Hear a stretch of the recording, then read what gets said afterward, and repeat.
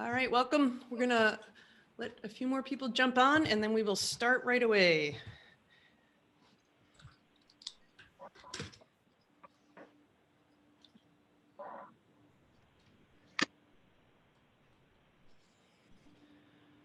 And unlike everybody else out there, I have not mastered Zoom, so you'll you'll see me jumping around here. For those of you who don't know me, my name is Kate Dickerson. I'm the founder and director of the Maine Science Festival. The Maine Science Festival, we like to say we bring Maine science to the public. We have often, or at least I personally have often looked at Maine as Science Month because that's when we run our festival most years. So I like to take over the month of March, which is the world's longest month by far, and remind people about all the great science happening in Maine. This year, because of the pandemic, we are not able to run an online or an in-person festival. So we are doing this instead. So I'm delighted to have with us today some folks who are going to be able to talk about what they've done to step up to the pandemic, step up to address the pandemic in Maine in a way that many of us may not actually have even thought of. So we're going to start, this is a non-biological companies, and so science and engineering companies. And my favorite part about this is we've got a gentleman who's doing work in what I would call the sciences, but most people might not because it's a distillery. So I'm really excited that it's Jesse Lupo, who you see on your screen.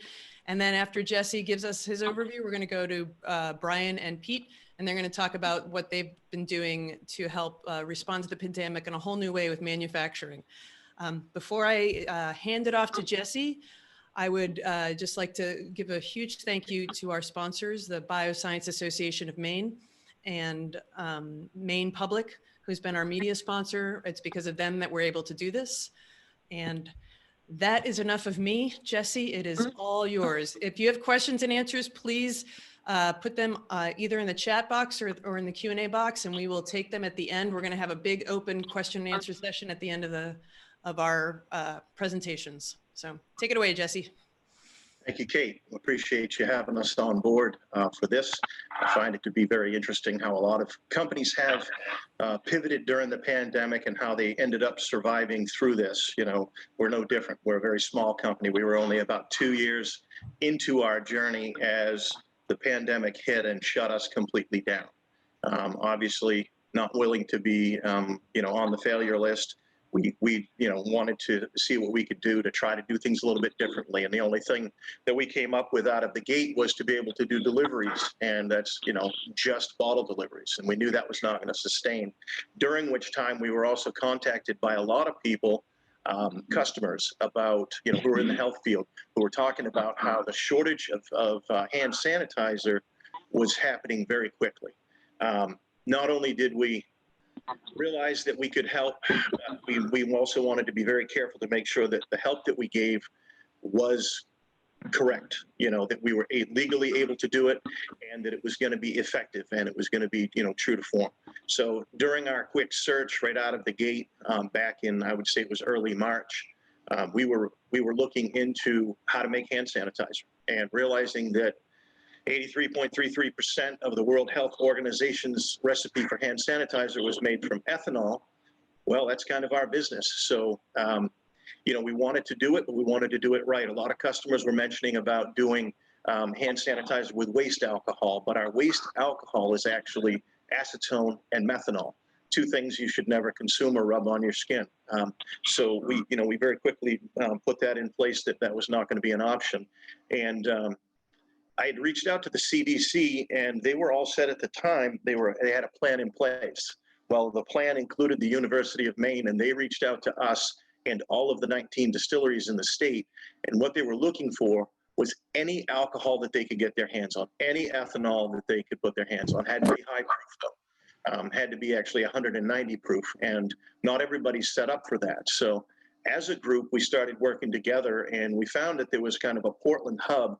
They were able to work, and where I'm further north, we really weren't in the circle of that. So I reached out to some other distilleries because we've been building distillery equipment for the last dozen years as well with my other company, Trident Welding. And I reached out to some of the distilleries around the nation and said, hey, we need alcohol and as much of it as we can get. Now, with that in mind, a couple of other distilleries and us reached out to our other resources, and we started bringing alcohol in and, producing as much as we could. Buck Farms donated, grains to us. Portland Air Freight actually started out by shipping that for free. So everybody leaned in and helped, and we really like seeing that, that Maine drive, that Maine ethic, and everybody, pulling together. So as things went on, basically I had a really nice talk with our contact at the University of Maine, and she said, listen, we'll take all the alcohol you can produce. And I said, how much do you need? Because I can reach out to my resources and pull more in. And she said, all you can get us. And I said, be careful what you wish for. We can bring you a lot of alcohol. So we actually helped them with somewhere in the neighborhood of about 3,000 gallons of high-proof ethanol. And we also, through our own means here, distributed about 6,000 gallons during the entire pandemic to date, and we're still able to sell hand sanitizer. Of course, this pivot was away from our original business plan, which was making high quality spirits. We wanted to compete in a global market, or at least locally at first. So we started off making our own alcohol, and really that's where the dream was. So we were never intended to be a pharmaceutical.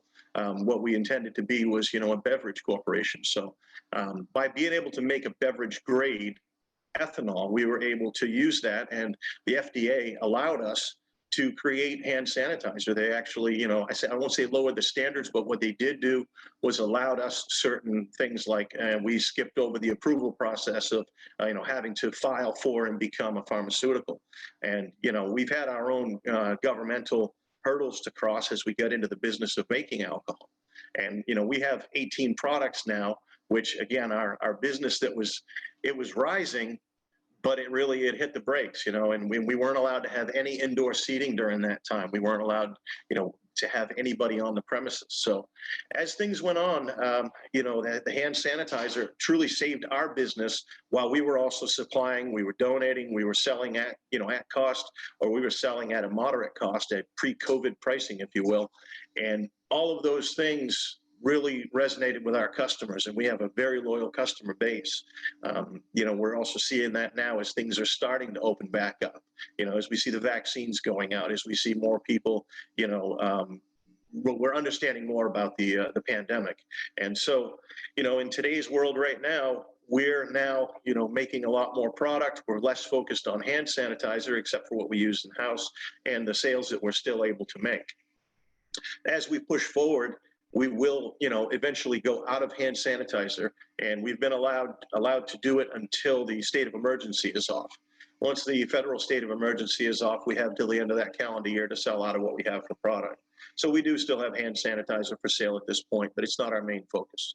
We did around November have to pick up in-house food, so we effectively became a Class A lounge, able to have people in, have cocktails, have food, and that is what's kept us alive to date. Very glad to be here, and we certainly thank our Maine people and all of the people who've, our state's been phenomenal to work with. I've got to say, all of our authorities have a jurisdiction, have, bent over backwards and been creative in ways to help keep us alive and keep us open. And that's, that's a true testament to our Maine way. So I'm going to jump in really quickly. I know we said we would do questions after, but I also just realized, because even though, like I said, I've been doing Zoom for almost a year now, I'm still not an expert. I totally forgot to introduce you. So this is Jesse Lupo from Mossy Ledge Spirits right here, right nearby in Etna, and also Trident Stills. And so I know your background originally was welding and biopharmaceutical welding, and you went from that to distillery, and then realizing you could make your own spirits, which are lovingly displayed behind you. As an aside, my husband and I are can't wait to try the rum, so that's on our list. But I do want you to, if you don't mind, just diving a little bit more into the difference, if you can, the difference between the waste alcohol and what was allowed to be for sanitizer, and how you and other distilleries figured out how to make that happen. That'd be great. So like I said, they originally reached out to us about using our waste alcohol so it wouldn't cost us money, because the honest truth is 1 gallon of hand sanitizer would make 10 bottles of vodka. Now I'm going to make considerably more money selling that as vodka than I would, at our price that we're selling the hand sanitizer at. Also, our waste alcohol, and part of any distilling process, some of the byproducts that are made is acetone in trace amounts and methanol in small amounts. And then there's a large amount of ethanol and other things. So for it to be able to be used as hand sanitizer, it had to be less than 200 parts per million. Less than 400 parts per million for the methanol. Well, when we're making alcohol to drink, we want 0 parts per million. We go to great lengths to make it that way. Being craft, being small, we're able to make very good what we call heads cuts. So the heads are the volatiles. That's your acetone and methanol, and we get rid of that. So once we get down into the ethanol part of it, it's very labor intensive and it's very difficult to make high proof liquors. In fact, you have to have certain equipment to be able to do it. You also have to have the knowledge to be able to do it. And having been in distilling and selling equipment and teaching others how to do it, we definitely were able to just segue right into that. So it was a very easy transition for us to take our vodka and make it into hand sanitizer. And of course, tert-butyl is added to that. So if anybody's listening, please don't drink our hand sanitizer. It is not good to drink. It will make you, as it's stated, intentionally ill. Not kill you, but let's not play chances on that. Just buy the good stuff. It's okay. Great. We're gonna park that right now and hand it off to our other panelists. Jesse, thank you for that. And I will have more questions for you, so don't go away. Just chew on all the different ways I can try to remember my chemistry and grill you. I'll stand by. I'm delighted to have kind of a team up for the next session. We've got Pete Malachowski, Brian Donovan, and Derek McKinney, all on your screen there. Thank you, gentlemen. And the coolest part for me, for the three of you, so Pete is with Kimbrough, so he's as I look at it, all three of you are engineers from 3 different engineering schools, none of them from the engineering school I went to. So we'll have to have some type of round robin tournament next to see which one is, although I'm not an engineer, so I'm probably out right then. So all 3 of you worked as a team to get a manufacturing facility up and going. So even though the facility itself was for biosciences, what you all accomplished was way beyond and way different than biosciences itself. It was an engineering project. And I don't really want to go into it any more than that, except to say that the 3 of you, so we've got a heavy construction civil engineer with Pete, so please correct me if I've got that wrong. Brian is a mechanical engineer, and Derek, you're director of engineering, also mechanical engineering. So we've got Clarkson University, the University of Maine, and Penn State. Do I have that right? Penn State for the last one? Yep. So at least solidly the Northeast. I can live with that. Clarkson is probably the one I have the biggest issue with, mostly because I went to Rensselaer. So you and I can talk later about that. But I will hand it off to the 3 of you to talk about how this partnership came about. And for those folks who are listening, what they accomplished in 9 months is, as far as I'm concerned, almost unheard of, outside of really rare circumstances. And this was a really rare circumstance. So I'll let you take it away.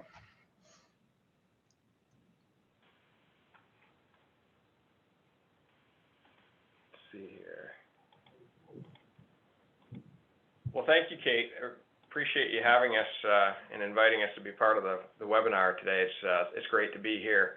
Kimbrough is extremely proud of our partnership with Puritan here since last April, fighting the pandemic. It's been a great partnership, a lot of teamwork, and despite all the challenges that we've faced together, we've tried to make it fun along the way as well.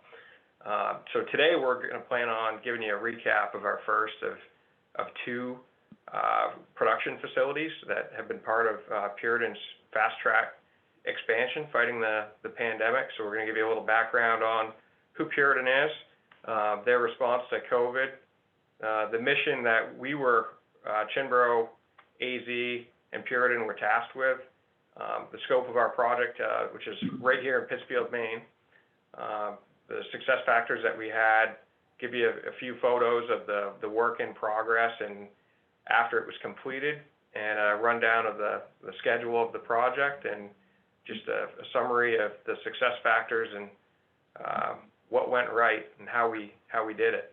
So with that, just let Derek introduce himself, and we'll go from there.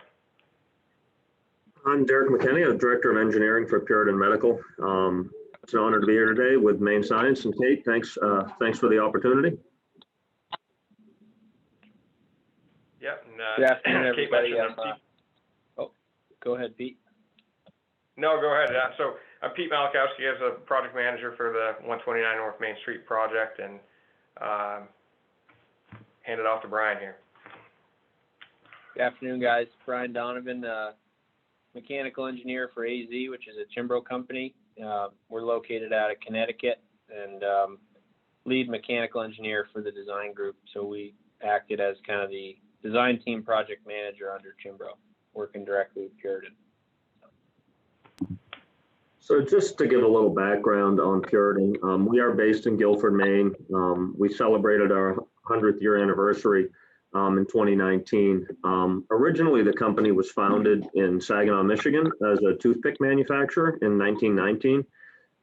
They relocated to central Maine in the 1920s, actually in search of a better supply of white birch, which is the main wood used for toothpick production. In the late 1940s, they began to manufacture medical products, tongue depressors, and wood applicators.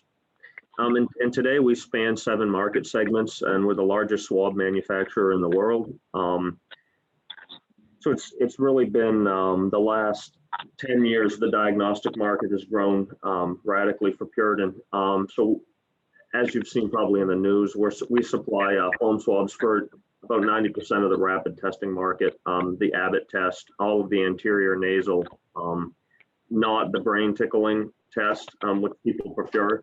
But we also are the highest manufacturer of nasopharyngeal swabs as well, which is a current ongoing project with Pete, Brian, and I. So there's no shortage of swab work at the moment.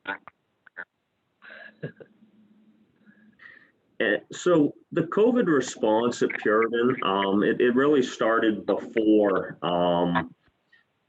early in the year, well before this project. So WHO declared a pandemic on March 11th. Shortly after that, on a Saturday, Admiral Brett Gilar reached out to Puritan, and at that time was Assistant Secretary for Health in the HHS.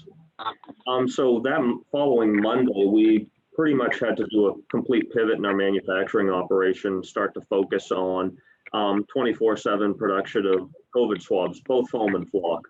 From that point forward, we were closely working with the government, and then on the 29th of April, we were awarded $75.5 million of Department of Defense Title III funds to increase our foam swab capacity to 40 million swabs per month.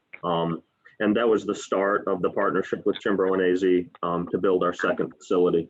On July 7th, we started production at that facility. So we went from project kickoff to substantial completion in a production environment in really 8 weeks from when the design started. I mean, it's an unbelievable.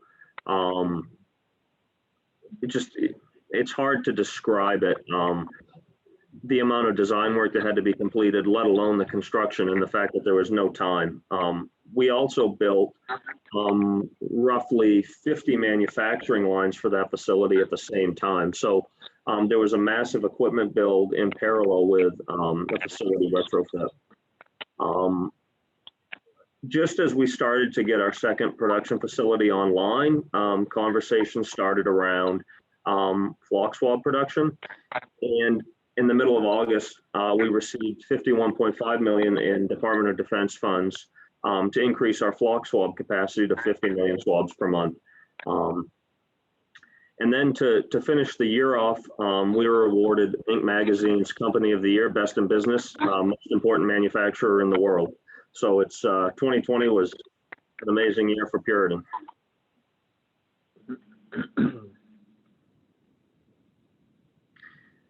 So just a quick look here at the mission, and Pete, feel free to jump in. We started out with a commitment for 20 million foam swabs per month, retrofitting a facility, scaling existing technology.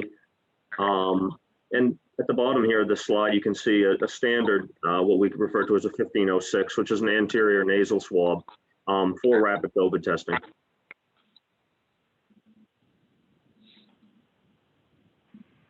So what that mean? If you look at the pictures here, starting the upper left, you see this is a vacant manufacturing space here in Pittsfield. This is just down the road from Kimbrough's corporate office. This is a former United Technologies manufacturing building that shut down. I think it was about 10 years ago. Kimbrough had been using this building just for storage of tools and equipment. In the meantime, since we acquired this property, and you can see the interior of the building as it kind of looked back in April of last year, you know, you've got an old manufacturing floor, you know, a lot of just miscellaneous piping and whatnot. It's pretty much just a shell of an old manufacturing facility. And you go down to the lower two photos, you can see the main entry here at 129 North Main Street with the Puritan signage and whatnot. It's a great looking facility, and you can see the foam production area in the lower right. This is a ISO 8 clean space, and this photo I think was taken very close to the turnover to Puritan before they officially started up operations. So Brian, you want to talk about the scope? Yeah, I would love to. So kind of as Pete and Derek alluded to here, you know, we were staring at about 95,000 square feet of shelled building, and we had to get up and running in 6 to 8 weeks. You know, 45,000 square feet of that is clean room. And for Puritan's process, they require 25 air changes of clean air with UV treated light to sterilize that airstream and keep it moving. So within, you know, maybe about 3 to 4 days from our initial meeting, we had to be ordering equipment and working on steel and platforms. So all these units you see on the roof, for example, just for reference, you know, a typical unit would take you 8 to 10 weeks to get. A custom unit, maybe 20 weeks. So we had these units in about 2.5 weeks from the day we ordered them. But that design kind of goes completely in parallel with construction, which is more than a usual process. So, you know, about 35,000 in production, 15.5 of office space down the front of the plan, and the rest in warehouse space. So all that clean space you see now in this image here. So our team went up a couple days in, and we laser scanned the existing building to get existing conditions as fast as we could to the designers. And with that laser scan, started outlining all Puritan's equipment layouts and product flow and production flow and trafficking, and worked with Derek's team basically on a daily basis. We had meetings with everyone involved, down to the fire protection contractor, all the way up to Derek's team, and everyone's listening to the same meeting. So we worked together there. You see on the right of the plan, the finished warehouse, which was, you know, a training area was added to house about 100 of their employees to bring them up to speed, because part of this effort was to onboard a lot of employees and train them in the operation as well, which Derek's team had to do. So keep going there. Yeah, so success factors. We've alluded to some of these, but you know, a lot of teamwork and collaboration. We had multiple daily calls as a team, working through a lot of this with Zoom. And you know, Kate, you kind of alluded to it, but just the transition to Zoom and how doing business with engineering and construction and working with Puritan is it was an incredible process. Really collaborative, very productive, a lot of late nights, weekends, you name it, to get this done, and leveraging technology, as Brian pointed out, with the laser scanning, any way that we could take advantage of technology to advance our schedule. We instituted some lean construction methods as well, and relationships were huge here. Puritan and Kimbrough haven't done a lot of work previous to this together that I'm aware of. So we came into this, as new business partners, and also Kimbrough had just recently acquired AZ Corporation that Brian works for a couple of years ago, about a year and a half ago. So for me personally, I had never worked with Brian, hadn't worked with Derek. Our teams were really just thrown together and tasked with collaborating to create the design, accommodate all the different aspects of production for productivity for Derek's team, and make this work from a constructability and scheduling perspective, which is really at times when we first started out, I'd be lying to you if I didn't tell you that it seemed like it was an insurmountable challenge. But we all work together, and it's really a testament to what people here in the state of Maine and around the country are capable of doing when we put our best foot forward and work together. So in the project here, we had in 8 weeks, we had over 700 individuals work on the project. So that includes, construction people from Kimbrough and AZ, as well as our third organization within the Kimbrough umbrella, Starcon. We had a couple of their folks that were on site helping manage our night shift, and a lot of different subcontractor partners, as well as other consultants. We had architects, different engineers locally, and also in the Boston area that helped out quite a bit. And, really just any lever that we could pull to make this go, we did, and everybody worked together. I just can't stress that enough. People working together can accomplish incredible things. Yeah. We've got a list here. Oh, go ahead, Brian. No, on that note, what the list that Pete's showing here, the number of subcontractors all around from the state of Maine that, just the material strap that this put on the area to come up with enough drywall in a certain amount of time. We had 3 drywall subcontractors all working together.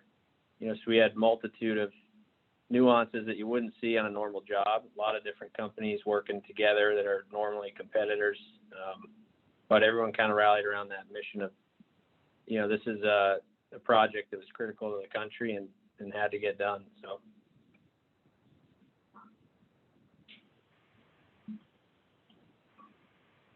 So planning and problem solving here is incredible.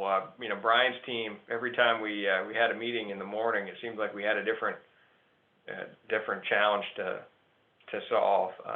There's a lot of different code requirements related to design work, and when you start getting into an old building like this, you just don't know what you're gonna find. Maybe Brian, you can elaborate on that a bit with some of these photos. Yeah, exactly. So when we sat down on April 20th with that first look at the building, it was all right. We could quickly build a clean room within a building and just defer the building because we don't have time. But when you get all the people involved and looking at it, we just we had to shift and move. We found different levels of abatement that we had to do in walls that just made the decision that we had to replace the exterior skin. We found a 100-foot boiler stack that was going to be a liability for Puritan down the road, and we kept it on the list, and if we could get to it, which we ended up, we were able to take it down. And so we always had the immediate get everyone up and running by July 1st, but when we're done with this, how can we be proud of what we leave? So we did shift gears a lot, and through working directly with Kimbrough every morning, their constructability feedback on our design was critical. We learned about, how best to lay out ductwork and stack it so that the trades can get in and out at the right time, so we don't create a roadblock for ourselves. And so it's really pretty unique in the amount of feedback you get that was getting integrated. We would be drawing ductwork and it's getting installed the next day. Pretty amazing. So part of what we had to do was also accept and receive Puritan's equipment that was being built in parallel, and get them up and running and validating as we build ourselves out of the space. So what Pete's got here, we kind of zoned the entire build out, and we use this to inform the design layout of our systems so that one system wouldn't cross a boundary, so that we could really turn over a space and keep working our way out. So rather than an engineering set that you just design for optimum design, we had to also design for how we're going to turn this over in a way that works for Puritan. So we were able to do that and also work our way out of the space to let different trades get ahead of the others so that those 700 people weren't all standing in the same zone.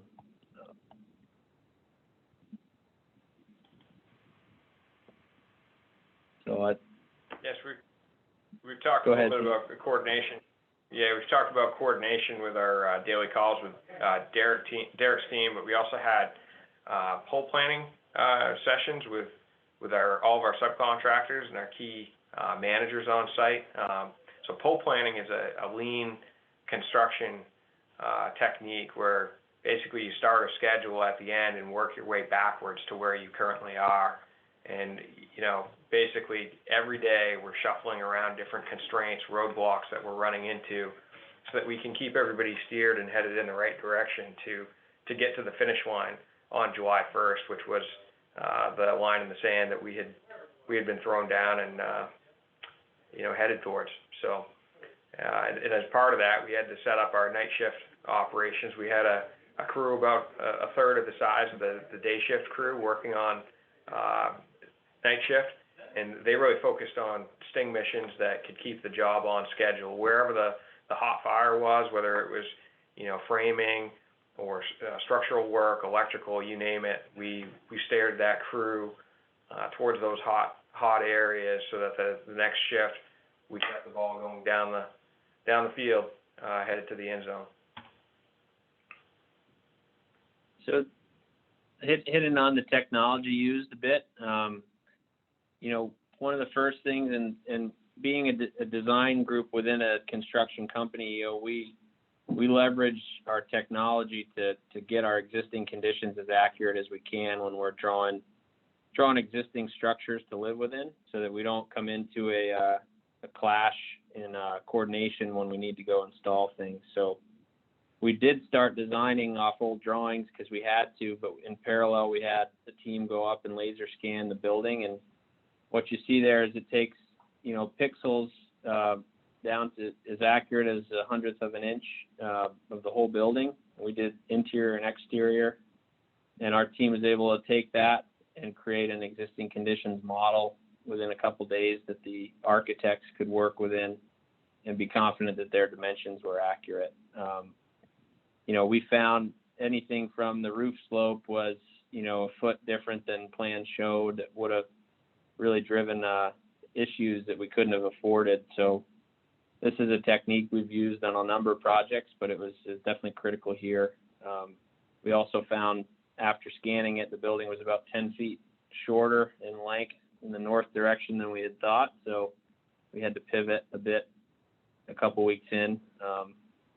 But this also helped during COVID, this was in the month of April, March, right when everyone's locked down, working from home. This was a way that we could get the designers the info they needed with also keeping a light footprint on site until we got our safety measures in place.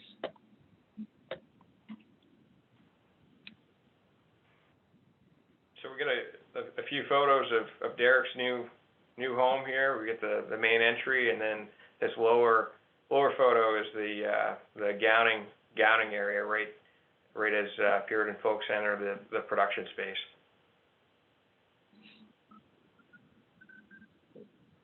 And all those airlock doors you see there, everything's pressure related, so you have to keep a positive pressure to keep keep clean air in the clean room and keep our contaminated air out. So all that, we've installed a full building management system here to track that stuff for Puritan. You see there on the top left, the new entry vestibule and lobby for the receptionist, and the training room off the side, and the break room for the shift breaks and lunch. And then here's our dunnage platforms and rooftop units. You know, being an existing structure in Maine, if you put a big unit right on the roof deck, you create a snowdrift that this structure couldn't have taken. And we didn't have time to reinforce the structure below. So we ended up having a custom design, and Kimbrough fabricated these roof platforms to allow for the snow to drift and not impede those loads on the structure. Very unique thing that you wouldn't do in a normal job, but it was the best way to get this done and keep things in longevity of equipment up on those platforms.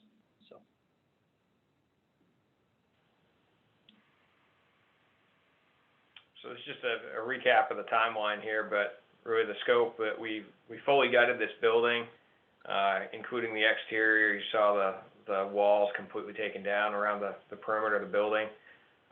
We demoed that old stack from the old woolen mill. This location here in Pittsfield dates back to the 1850s with a history of manufacturing. Talked about Brian's air handling units. We've installed a 11,000 gallon propane tank for heating the facility. We've got 260 horsepower of compressed air, 2 new electrical services, and there's a backup generator for life safety measures in the event power goes out. And bottom line, we got this work done here in 2 months. Just about 2 months. It was really an incredible team effort again, and very proud of, again, the partnership with Puritan and the success that we had as a team between Kimbrough AZ and all of our Maine and other partners here in the project.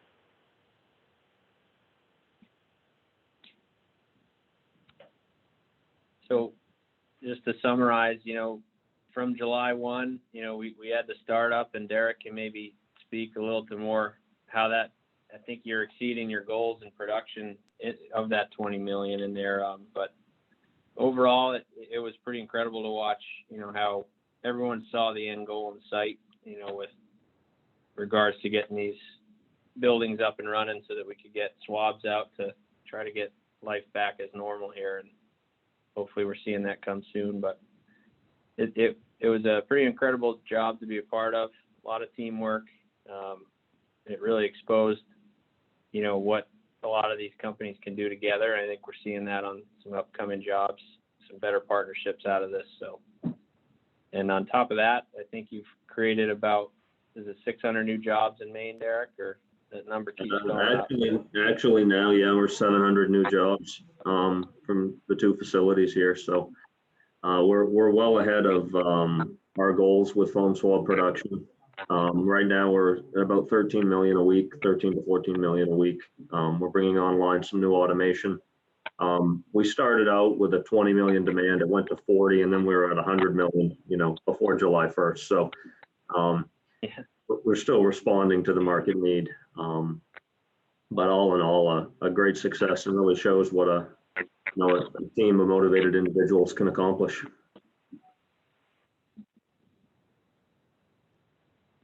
Yeah, so with that, Kate, that's our presentation for the group, and appreciate any questions or feedback anybody has. I have so many questions for all of you, but the first one I'll make is, are all of you actually as well rested as you look? Because I find that stunning. We had talks last week from Abbott and IDEX, and I'm ashamed to say I can't remember and they all had a very similar story about it's the people, and it's the time. But they were, I would say, pretty exhausted, and I'm surprised at how not tired you all look. So congratulations on whatever makeup you've done with that.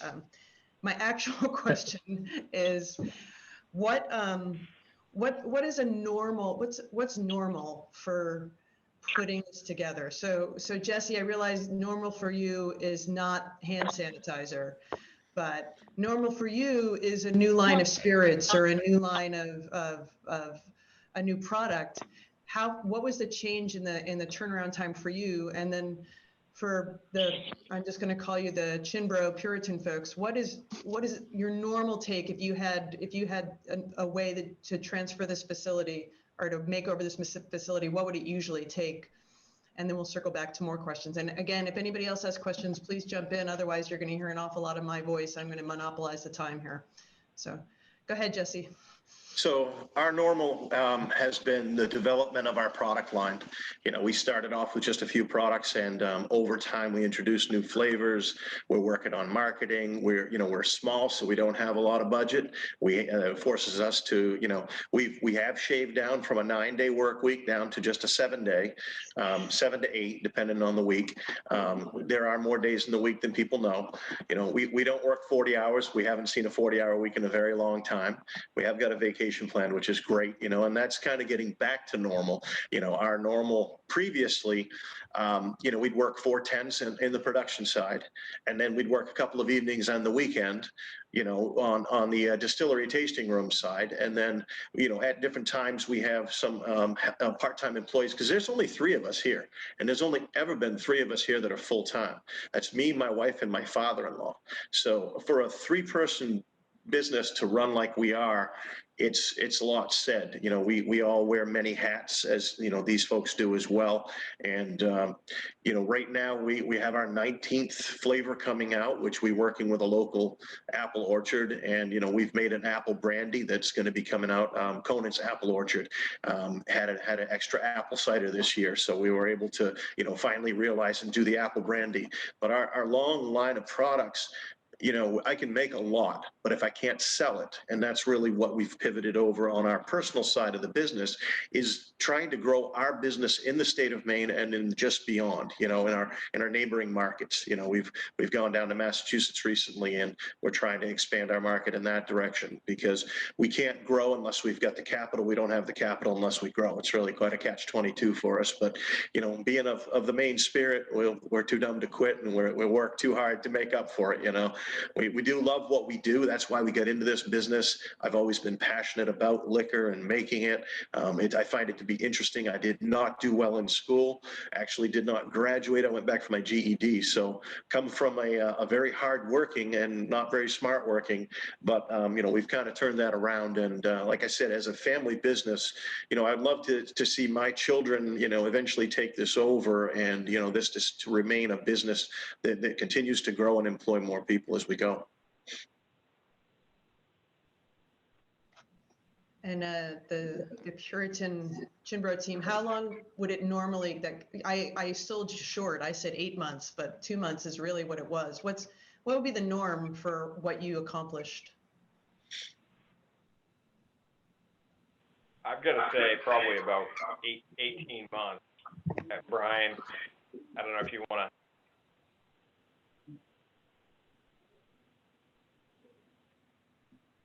Oh, I think you're on mute, Brian. Good, Brian. Oh, I had a good answer for you too.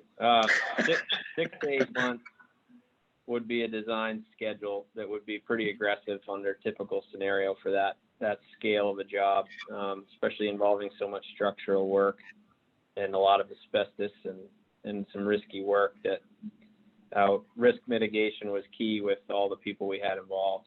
So on the design, it's 6 to 8 months. Construction overall could probably be almost 2 years, Pete, year and a half.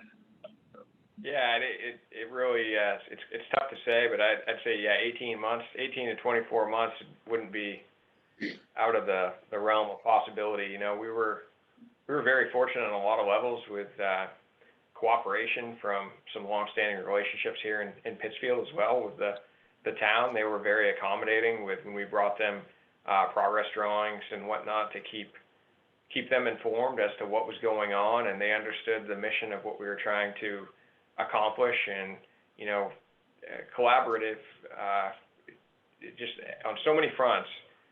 Central Maine Power helped out with turning around transformers and electrical infrastructure on, work that on their side of things, ordinarily would have taken, months as well.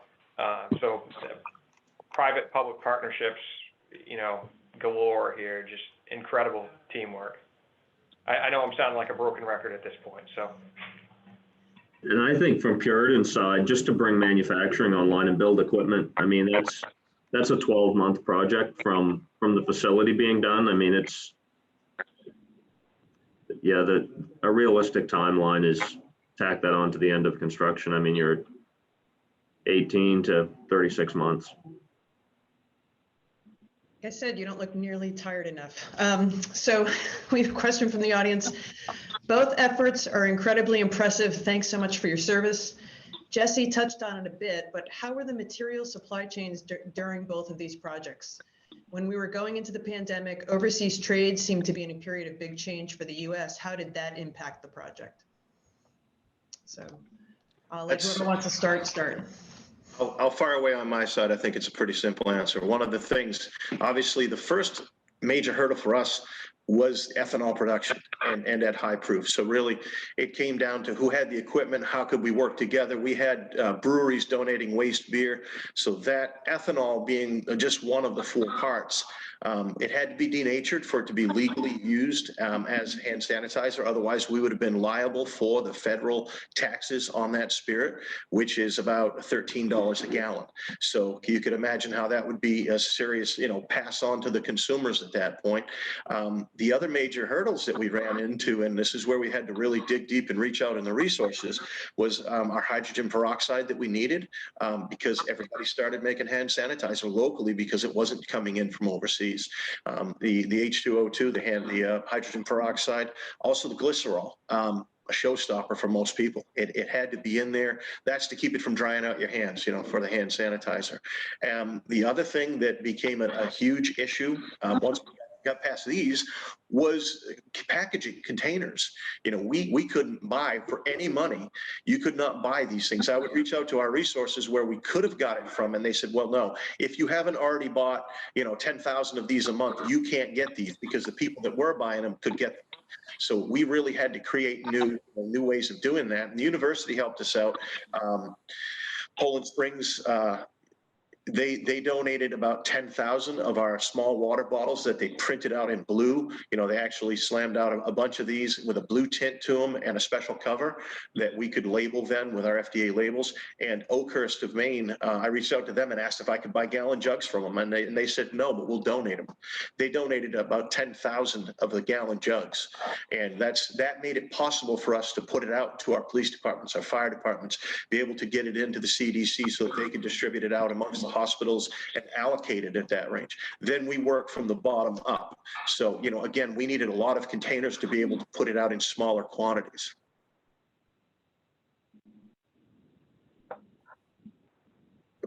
That's what I get for being muted. And the big giant facility, how did you guys handle the material supply chains?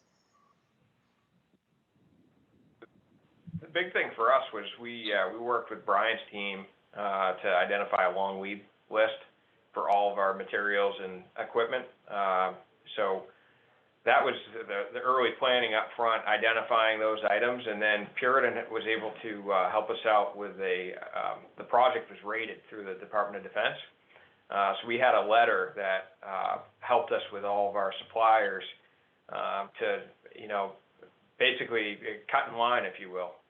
We were able to get ahead of non-DOD related projects to help fight the pandemic. So really identifying the longest lead items and going out with our purchasing group to buy those items out as quickly as possible as soon as the design was complete, and work with the vendors, turning around. Brian's team worked with, like the electrical switchgear, for example, turning around shop drawings and timely engineering reviews, taking that process, which ordinarily may take weeks, turning that from, getting a drawing submittal and turning that around within a matter of hours. Mm-hmm. Yeah, I'd say a big part to that with Derek's team, within days we had Derek and the entire Puritan team was part of the design team as opposed to the owner you're working with. So we were getting live decisions on meetings like, we need to order this equipment today. Let's focus on that equipment. And so as everyone was able to kind of identify those listed items, prioritize them and get them on order, and then we could focus on the non-critical tasks. Yeah, the Department of Defense rating helped us tremendously with just being able to take priority. Without that, I think we, especially on the equipment side, we would have run into some more hurdles. But with the priority rating, we were able to get to the front of the line. So one other question I have, and I'm going to catch it. I'm assuming none of you would like to have to do this exactly the same way again, because it's not sustainable, right? I mean, it's crazy to think that you take an 18 to 2-year job and put it into 2 months is nuts. But what of what you all did would you like to continue moving forward with? Are there things that you got from this? Maybe it's the partnerships, maybe it's the ability to get everybody to make this. Are there parts of this that you would like to keep as we move forward? Anybody can jump in, and you can say absolutely not. You want to go back to what it was before. I think the open communication links and the decision-making abilities, the team structure we had is absolutely something we'd love to replicate moving forward. I mean, we're getting pretty good now at these short projects, as the one is wrapping up. On our side of things, the one thing that I saw more than anything, and I think it really resonates, especially in Maine, but also across the country, is the shop local movement that we've seen, and so many people that are supporting our small businesses. Something that we've always really done to every extent that we can. We've seen our support for everything that we've been doing has just been astronomical. It's very, very humbling, and I would love to see that, going forward, for people to continue to support the smaller, mom and pops businesses that actually, do serve to our neighborhoods and schools and et cetera.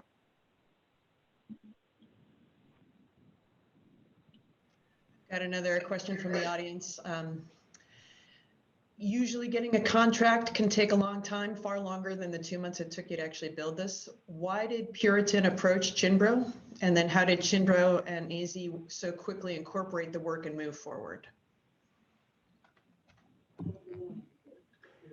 So, I don't know, Pete, when did we actually have the contract in place? Like, after the project was done? July 1st. I think it was probably 3-4 weeks in to construction. Yeah, it was. At least. It was definitely well into the project. We ended up, so Puritan Kimbrough relationship started from actually when we were looking for a building, and when this site that Kimbrough owned, that was really how the initial conversation started, in site selection and just seeing available facility, and from there the relationship evolved very, very quickly, and we've become great partners.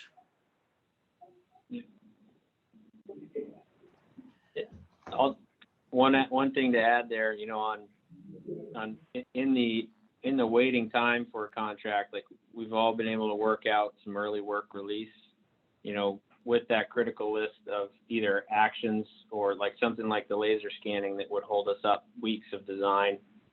Puritan's been great about allowing early releases of certain scopes while we hammer out the rest of that. So we work through a lot of early works items up front. And Derek, I'm just curious to wrap this up a little bit. You said at one point it was 100 million per week that you were asked to do or filled it. Like, what's the normal? What were you doing before all of this? What are you doing now? And can you project out how much more you'll be doing going forward?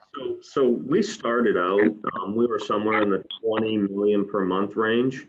We were asked to double that capacity. Shortly thereafter, we were asked to double, our first initial 20 million. So that set the goal at 40 million. And that was in April, May timeframe. Since then, the market need has evolved to well in excess of 100 million per month foam swab. So I see the market continuing to grow. I don't believe rapid testing is going anywhere for some time. Our nasopharyngeal market, we were roughly 4 to 5 million per month, and that's projecting out to around 50 million per month going forward. So the volumes aren't going down moving forward. Well, the you saying that the rapid testing isn't going to go down for any time is a perfect segue to allow me to share what we have coming up. So before I let you all go, we have got next week, we've got vaccine distribution and public health. And part of that public health conversation is going to include testing as a method of how we have been addressing the pandemic, but also moving forward. I'm really excited to have both Noah Nesson and Luann Ballesteros representing vaccine distribution and public health. And then we have a bonus session at the end of the month where Elizabeth Marnak is going to talk about all of the vaccines that are out there and explain the science behind them and how they work. I've actually heard her speak twice now since February, and she updates it as the vaccines come online. It's a really extraordinarily helpful overview of the science and also what to expect. So I'm really excited to have that. So that was a little bit of a plug, Derek. I really appreciate you mentioning the swabs and the testing going forward, because I think rapid testing is here to stay for a long time for all sorts of things. I think we've seen the value of it, especially when we haven't had it. So I'm happy to talk about it. We're gonna, unless there's any other questions that anyone wants to throw in there, that's like a quick 10-second. I think we're gonna wrap this up. I am deeply, deeply grateful, not just for your time, but for all of the work that you have been doing on this. I know I joke that you look well rested. I'm quite sure that's a facade. I think the work that you have done has just been extraordinary. I have been a fan of engineers since I was at an engineering school and couldn't figure out what on earth everybody was doing until I was a sophomore. So it's been a joy to talk to you and see your faces light up when you talk about this. But not only that, to realize that what you've done has just been a huge help, not just for our state, but for the country. And Jesse, to have someone who is self-acknowledged, not great student, really extraordinary, curious person to go on and really pivot in an area that I'm going to hazard a guess at, 20 years ago, having something like glycerol or glycerine, I can't even remember what it was, roll off your tongue like that was not what you expected. No. I deeply appreciate your work. I hope people out there appreciate it. We will get this up on YouTube at some point in the next couple of weeks. And thank you so much for your time. And you're all forewarned that once we get to meet again in person, I'm going to rope you in so we can talk about this again and some other stuff. So thank you so much. Thank you all. Thank you. Appreciate it.